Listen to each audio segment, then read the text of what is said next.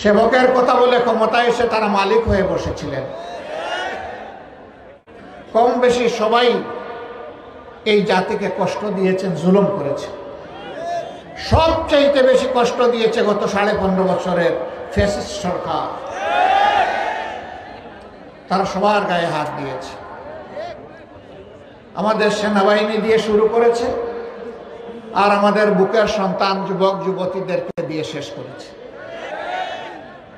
হ্যাঁ, ক্ষমতায় আসার আগে 2006 সালের 28 অক্টোবর লগি বইটার তাণ্ডব চালিয়ে স্পষ্ট দিবালোকে নিরীহ মানুষগুলাকে হত্যা করে, ইমানদার মানুষগুলাকে হত্যা করে তাদের নিথর দেহের উপর দাঁড়িয়ে তারা নেচেছিল।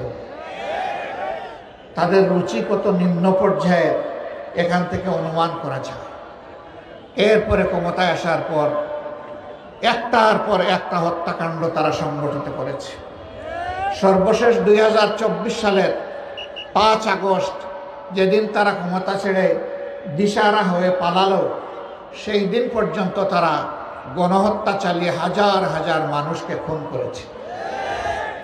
34,000-এর উপর মানুষকে তারা পঙ্গু করেছে। 500-র উপর আমাদের কলিজার টুকরা সন্তানের 2 চোখ হারিয়ে গেছে, তারা অন্ধ হয়ে গেছে। এই দুনিয়ার সৌন্দর্য আর তারা কখনো দেখবে না। 750-এর উপর 1 চোখ হারিয়ে বাকি চোখটি নিয়ে তারা ঝুঁকিতে আছে। 34,000 মানুষ তারা জীবনের তরে পঙ্গু হয়ে গেছে। 300-র মতো মানুষ মেরুদণ্ডে বুলেটের আঘাতে জর্জরিত হয়ে প্যারালাইজ হয়ে বিছনায় পড়ে আছে। জীবনে হার উঠে বসতে পারবে না, দাঁড়াতে পারবে না, নিজের হাতে নিজের কাজ করতে পারবে না, এমনকি আল্লাহর দেওয়া রিজিকও নিজ হাতে তুলে খেতে পারবে না। এখনো হাসপাতালের বেডে কাতরায়। এরা এত নিষ্ঠুর ছিলেন, এত নির্মম। নিজের দেশের জনগণের ট্যাক্সের টাকায় কিনা অস্ত্র জনগণের বুকে এরা ফেলেছে। আমাদের প্রিয় সন্তান আবু সাইদ গভীর আস্থা নিয়ে, আত্মপ্রত্যয় নিয়ে, এই ধারণা নিয়ে সে বুক পেতে দিয়েছিল যে না, আমার দেশের মানুষ আমাকে খুন করবে না। 2 ডানা মেলে বলেছিল, বুকের ভিতরে থুল ঝড়, বুক পেতেছি গুলি কর। 1, 2, 3টা গুলি করে তাকে ফেলে দেওয়া হলো। তারপরে তার লাশ নিয়ে অনেক নাটক করা। একটা ছেলে সেই কঠিন দিনগুলোতে পানির কেইন হাতে নিয়ে গিয়ে বলতো, পানি লাগবে ভাই, পানি লাগবে। তাকেও গুলি করে শেষ করে দিল, তাকেও রাখলো। এরকম কম বেশি 200 মানুষকে শেষ করে দেওয়া হচ্ছে। নারায়ণগঞ্জের সাইনবোর্ড এলাকায় হেলিকপ্টার থেকে গুলি করে আমার একটা যুবতী বোন সুমাইয়াকে খুন করা হলো। আল্লাহ তাদের সকলকে শহীদ হিসাবে কবুল করুন। মাত্র 2 মাসের একটা অবুঝ সন্তান দুনিয়া এসে রেখে গেছে। আমি ওই বাচ্চাটাকে দেখতে গিয়েছিলাম। যখন কুলে নিলাম, নিজেকে ধরে রাখতে পারলাম না। এ বাচ্চার মুখে যেদিন কথা ফুটবে, সেদিন মা বলে আর কাউকে ডাকতে পারবে না। ওই বাচ্চা সেদিন কাকে মা ডাকবে? একজন গরিবের স্ত্রী, ভদ্রলোক, একটা গার্মেন্টস কর্মী, আপনজনরা জিজ্ঞেস করেছিল, এবুজ বাচ্চাটার কি দোষ, তার বুক থেকে তার মাকে যে কেড়ে নেওয়া হলো, এই বাচ্চাটার ভবিষ্যতে কি হবে? আমি বলেছিলাম, এই জাতির কাছে এই বাচ্চাটি হচ্ছে আমানত, আর আমরা বাংলাদেশ জামাত ইসলামের পক্ষ থেকে এই বাচ্চাটার সেই আমানতের দায়িত্ব পালন করতে চাই। এখন থেকে পূর্ণবয়স্ক না হওয়া পর্যন্ত, প্রাপ্তবয়স্ক না হওয়া পর্যন্ত তার বেড়ে ওঠা, তার চিকিৎসা, তার শিক্ষা, এই সব কিছু ইনশাআল্লাহ তাআলা লাজিম আল্লাহ যেন তৌফিক দেন আমরাই এই দায়িত্ব পালন করব। এ পরিবারের কাছে অনেকে ছুটে গিয়েছেন আবেগে, অনেকে সন্তান নাই। আমাকে একজন শিল্পপতি অনুরোধ করেছিলেন এই বাচ্চাটাকে নিজের সন্তান বানাতে চাই। আমরা তাদের কাছে গিয়েছিলাম, তারা আপনাদের কথা বলেছে, আপনাকে সহযোগিতা করবেন। আমি সব কিছু শুনে একটু নমনীয় হয়ে গেলাম, তাদের কাছে মেসেজ পাঠালাম এই বাচ্চাটাকে ওখানে দিলেও আমরা তার সাথে থাকব। এই গরিব পরিবারটি জবাব দিয়েছে, আমরা প্রথম যে ঠিকানা খুঁজে পেয়েছি এই ঠিকানা আমরা হারাতে চাই না। রাজশাহীতে গিয়েছিলাম, আরেকটি যুবতী মেয়ে, তার স্বামী ছিল রিক্সাওয়ালা। ওই রিক্সাওয়ালা ভাইটির তার মা, তার স্ত্রী, তার দুই ভাই তারা সামনে আসলেন, কষ্ট ভরা বুক নিয়ে কথা বললেন। একটা পর্যায়ে মেয়েটিকে জিজ্ঞেস করলাম, মা তুমি কেমন আছো? বলল আলহামদুলিল্লাহ ভালো আছি, কিন্তু আমি তো 6 মাসের অন্তঃসত্ত্বা, আমার গর্ভের সন্তানের কি হবে?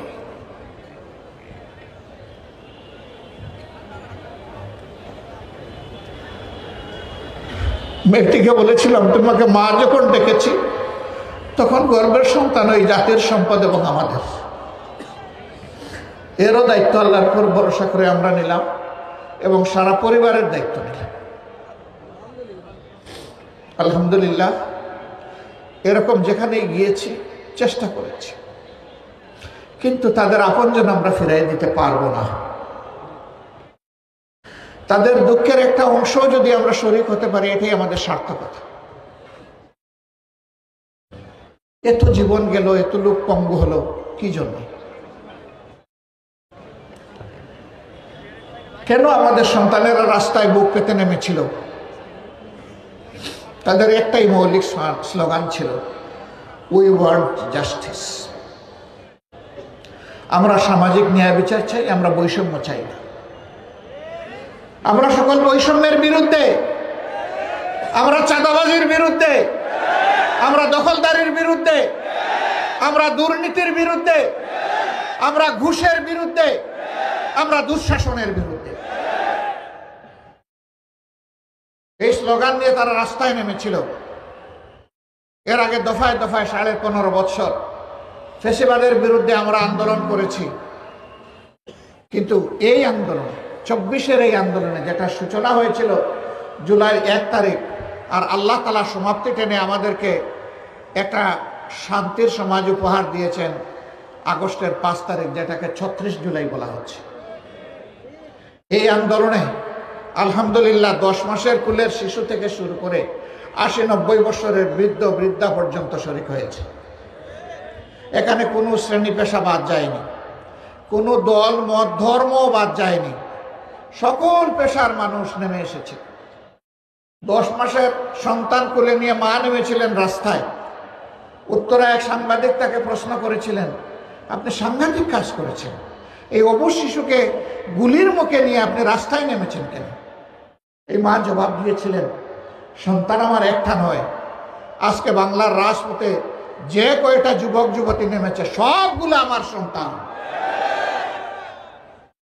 ওই সন্তানদের সাথে সংহতি প্রকাশ করার জন্য, একাত্মতা ঘোষণা করার জন্য আমার এই কুলের সন্তান নিয়ে আমি রাস্তায় এসেছি।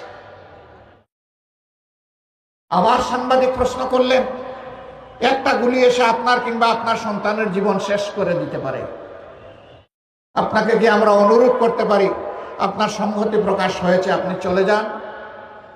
তিনি বলেছিলেন, আমার একটা সন্তানও রাস্তা থাকা অবস্থায় আমি রাস্তা ছেড়ে চলে যাব না। যদি আপনাকে খুন করা হয়, আপনার সন্তানকে খুন করা হয়, আমরা দুইজনই শহীদের মিছিলে সামিল হয়ে যাব। কেন? এরা 18 কোটি মানুষের উপর জুলুম করেছিল, এই জন্য সমস্ত জনগণ এই আন্দোলনে সম্পৃক্ত হয়ে গিয়েছিল। স্বৈরাচার তখন বুঝতে পেরেছিল তাদের রিজেক্ট শেষ। বঙ্গভবনে কিন্তু খাবার রান্না করা ছিল, কিন্তু সেই রান্না কিন্তু মুখে উঠে নাই।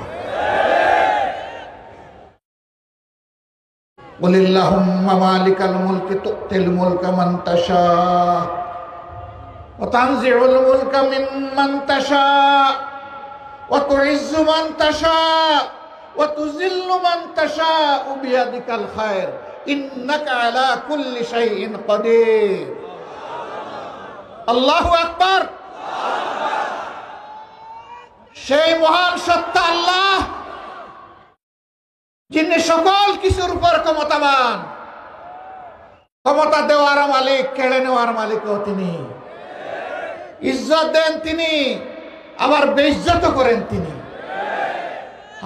তারা যখন ক্ষমতায় ছিলেন, আহারে এদেশের শ্রেষ্ঠ সন্তান আলিম উলামাকে তারা কত বেইজ্জত করেছে। পায়ে বেড়ি দিয়ে, হাতে হ্যান্ডকাপ দিয়ে জেল থেকে ওই জেলে, জেল থেকে কোর্টে তারা টানাটানি করেছেন, তাদেরকে খুন করেছেন, গুম করেছেন। দেশপ্রেমিক বিভিন্ন দলের মানুষকে তারা খুন গুম করেছেন, সাধারণ মানুষকে খুন গুম করেছেন। শেষ পর্যন্ত আমাদের যুবক যুবতী কলিজার টুকরা সন্তানদেরকে হাতুড়ি বাহিনী পাঠিয়ে গুলি চালিয়ে তারা খুন করেছে। আমাদের মেয়েদেরকে তারা ছাড় দেয়নি। তারা আবার ফিরে আসবে। কেউ কেউ বলেন আগামী নির্বাচনে তারা অংশগ্রহণ করতে পারবে কিনা। নির্বাচন কার জন্য? নির্বাচন তাদের জন্য যারা মানুষকে সম্মান করে। নির্বাচন তাদের জন্য যারা দেশবাসীকে ভালোবাসে। নির্বাচন তাদের জন্য যাদের কাছে দেশের প্রতি ইঞ্চি জমি আমানত। এ বিশ্বাস আস্থা যাদের নয়, নির্বাচন তাদের কপালে নয়। এরা তিনটি নির্বাচন অবৈধভাবে ক্ষমতায় থাকার সময় কি তাণ্ডব চালিয়েছে, আমরা কি ভুলে গিয়েছি? যারা নির্বাচনেই বিশ্বাস করে না, তাদের আবার কিসের নির্বাচন? আগামীতে আমরা চাই জরুরি, অতি জরুরি সংস্কারগুলো সাধন করে বর্তমান সরকার একটা সুষ্ঠু নির্বাচন দিয়ে তারা যার যার জায়গায় চলে যায়। এই নির্বাচনে জনগণ যাকে ভালোবাসে, যার উপরে আস্থা রাখতে পারবে, যাদেরকে দেশের দায়িত্বটা দিলে তারা দেশের মানুষকে সম্মান করবেন, ভালোবাসবেন। দেশের মানুষের আমানত শ্বশুর বাড়ির নিয়ামত মনে করবেন না। প্রতিটি আমানতের পাই পাই হিসাব রাখবেন।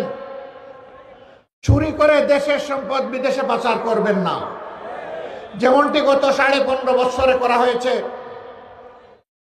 বিভিন্ন সংস্থার হিসাব অনুযায়ী বিদেশে পাচারকৃত অর্থের পরিমাণ হচ্ছে 26 লক্ষ কোটি টাকা। বাংলাদেশের বার্ষিক বাজেটের 5 গুণ। এই টাকা কারা চুরি করেছে? যারা ক্ষমতায় আসার পরে সবাইকে চোর বলতো। তারা কেন চোর বলতো? আমাদের ওইদিকে একটা কথা আছে, চোরের মার বলো বলো। আপনাদের এইদিকে এটা নাই, এইদিকেও আছে। তাইলে চোরের মা যে তার গলাটা বড়ই হয়। সব জায়গায় গরু চুরি হয়, মাঝে মাঝে হয় না? আমাদের ওইদিকে একবার গরু চুরি হয়েছে। মালিক খবর পেয়েছে যে নির্দিষ্ট একটা গ্রামের চোররা তার গরু চুরি করে নিয়েছে। ভদ্রলোক অন্যের জমি চাষ করে খান, গরিব মানুষ, কষ্টে সৃষ্টে 2-4টা গরু পুষেন। তিনি খবর পেয়ে ওই চোরের বাড়িতে গেলেন, তার মাকে পায়ে ধরে বললেন, আপনি আমার মায়ের মতো, আমি গরিব মানুষ, এই 2টা বলদের উসিলায় আমার পরিবার চলে। আমি দাঁড় দেনা করে কিছু অল্প জিনিস নিয়ে এসেছি হাত করে, আপনি যদি একটু আপনার সন্তানকে বলে আমার 2টা বলদ দিয়ে দেন। ওই মা বলল, বাবা আজকে তো আমারে মা ডাকতেছ, আমার সন্তানকে যদি হাতে নাতে ধরতা তুমি কি 2টা কিল কম দিতা? হিসাব করে তো সবগুলাই বসাইয়া দিতা ওর উপরে। এমনকি অনেক জায়গায় তো পিঠে মেরেই ফেলে। সাবধান, তুমি এমন কথা আমাকে বলো না। এইটাই হইল চোরের মার বড় গলা। যারা এই কাম করেছে, আকাম কুকাম করেছে, বাংলাদেশকে সেটা আমরা দেখছি না। দেশে হোক বিদেশে হোক, যেখানে যার জন্য উপযুক্ত তার চিকিৎসা নিশ্চিত করব। আমরা সরকারের কাছে এরপরের দাবিটি আমরা জানিয়েছি যে আপনারা সংস্কার করে দেরি না করে একটা সুষ্ঠু নির্বাচন দিন। আশা করি তারা সেদিকে যাবে। আমরা এরপরে দাবি দিয়েছি বাজার মূল্য মানুষের নাগালের ভিতরে নিয়ে আসুন। এখনো আওয়ামী সিন্ডিকেট বিভিন্ন জায়গায় বসে আছে, তবে পুরোনো সিন্ডিকেটরা বলে ভাই আমাদের জমিদারি এখন নতুন জমিদারের হাতে চলে গেছে, এখন আমাদের হাতে আর এটা নাই। আমরা নতুন পুরাতন কোনো সিন্ডিকেট দেখতে চাই না। মানুষের উপরে এই জুলুম বন্ধ করতেই হবে। সরকার যদি উদ্যোগ নেয়, আমরা আমাদের সর্বশক্তি দিয়ে সরকারকে সাহায্য করবো ইনশাআল্লাহ। এদেশের মানুষ সাহায্য করবে ইনশাআল্লাহ। এরপরে আমরা দেশবাসীকে বলতে চাই পরিষ্কারভাবে, আমরা এমন একটা দেশ চাই আর যেখানে কোনো পক্ষ বিপক্ষ আর বিভাজন চাই না, টুকরা টুকরা জাতি চাই না।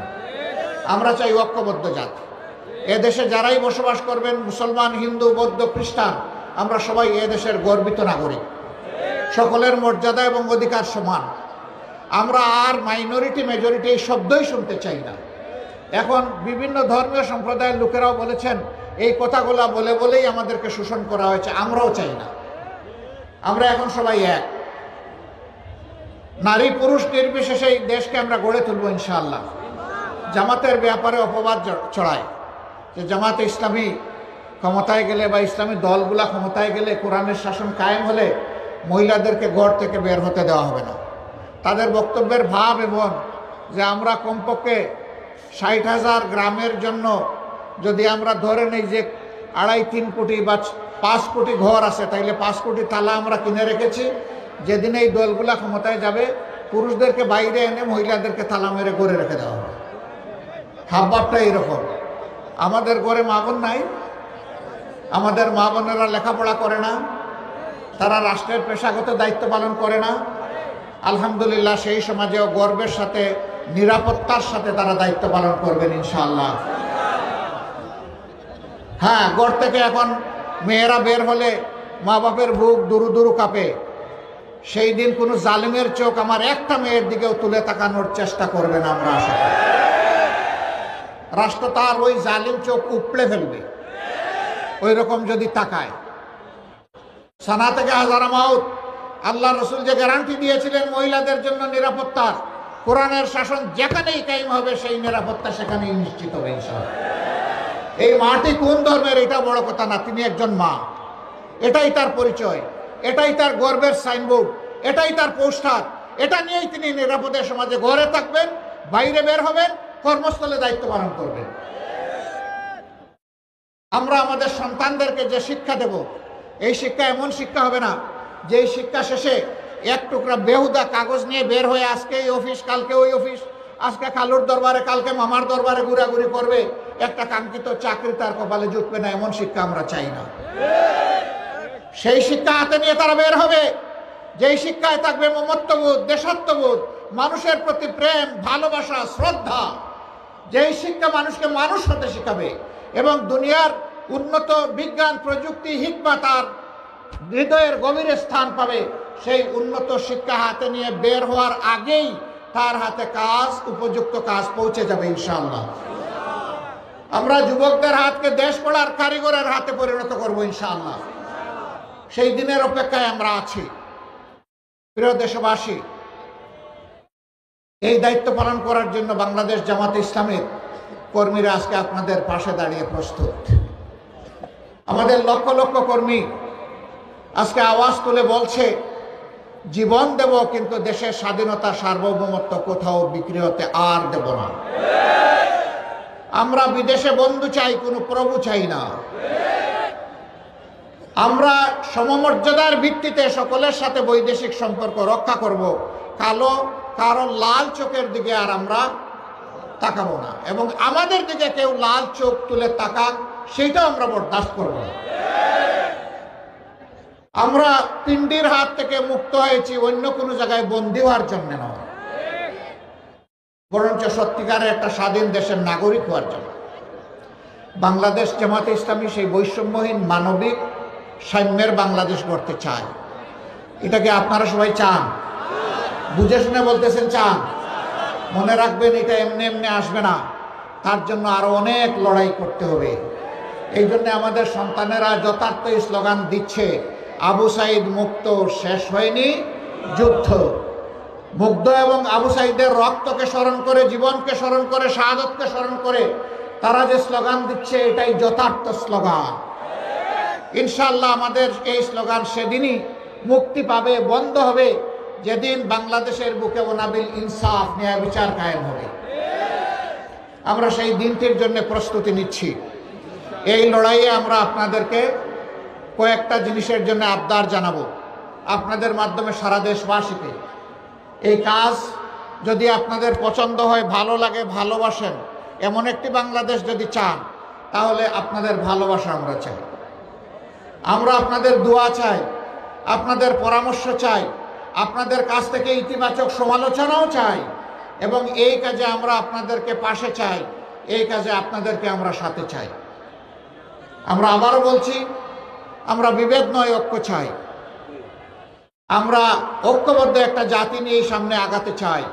ইনশাআল্লাহ আগামী দিনে বাংলাদেশ জাতি বিশ্বের দরবারে মাথা উঁচু করে দাঁড়াবে ইনশাআল্লাহ, এবং কোনো ষড়যন্ত্র বাংলাদেশে বাস্তবায়ন হতে দেওয়া হবে না। আজকে জুমার দিন, আমরা সকলেই মসজিদে যাব, এই জন্য আমি কথা আর লম্বা করছি না।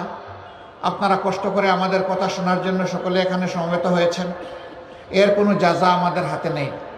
মহান রবের দরবারে দোয়া করি, আল্লাহ আপনাদেরকে অফুরন্ত জাযা দান করুন। আল্লাহ তাআলা এই নাটোরবাসীর উপর রহম করুন। আপনাদের নেতা দায়িত্বশীল বলেছেন, গুরুত্বপূর্ণ একটি জেলা হওয়া সত্ত্বেও এখানে মেডিকেল কলেজ নাই। আমি মনে করি এখানে বোধহয় কোনো ইঞ্জিনিয়ারিং ইউনিভার্সিটিও নাই, এখানে কোনো পাবলিক ইউনিভার্সিটি নাই, এখানে কোনো ইঞ্জিনিয়ারিং কলেজ নাই, মেডিকেল কলেজ নাই। আগেই বলেছেন, কেন নাটোর জেলা কি কোনো অপরাধ করেছে? বহু জেলায় একাধিক প্রতিষ্ঠান থাকলে নাটোর জেলায় এর একটাও কি পাওয়ার কোনো অধিকার রাখে না? আমরা বর্তমান সরকারের কাছে বলতে চাই যে আপনারা কমপক্ষে একটা দিয়ে শুভ সূচনা করেন। অগ্রাধিকার ব্যাপারে কমপক্ষে একটা দিন, একটা দিয়ে সূচনা হোক। পর্যায়ক্রমে সকল জায়গায় যেন সুষম উন্নয়ন হয় এবং উন্নয়নের সুফল যেন সকল এলাকা সমানভাবে পায়। নাটোর যেন আর বঞ্চিত না থাকে। আমরা কথা দিচ্ছি, আল্লাহ যদি এই দেশবাসীর দায়িত্ব আমাদের হাতে দেন, ইনশাল্লাহ আপনাদের আর কোনো দাবি তুলতে হবে না। দাবি তো আমি আপনাদের পক্ষে তুলে গেলাম। এটা আমাদের দায়িত্ব হবে আপনাদের এই অধিকার আপনাদের হাতে তুলে দেওয়া। আর যদি অন্য কারো হাতে দেশের দায়িত্ব যায় এবং দেখি যে এই দাবি বাস্তবায়ন হয়নি, তাহলে আপনারা যে আওয়াজ তুলবেন, সেই আওয়াজের হাতে, আপনাদের হাতের হাতে আমাদেরও হাত উঠবে, আওয়াজও চলবে ইনশাআল্লাহ। আমরা আপনাদের সাথে থেকে অধিকার আদায়ের জন্য লড়াইয়ে অংশগ্রহণ করব ইনশাআল্লাহ। আল্লাহ আপনাদের সকলকে কল্যাণ দান করুন, আপনাদেরকে সুস্বাস্থ্য দান করুন। নাটোরবাসীর উপর আল্লাহ তাআলা রহম করুন, দেশের উপর আল্লাহ শান্তির ফয়সালা নাজিল করুন। আল্লাহ হাফেজ। বাংলাদেশ জিন্দাবাদ, বাংলাদেশ জামাতে ইসলামী জিন্দাবাদ। আসসালামু আলাইকুম ওয়া রাহমাতুল্লাহ। বড় একটা মসজিদ, আর যেখানে আপনারা যেখানে ফয়সালা করেছেন ওখানে চারটা হাত পা কি অবস্থা এখন?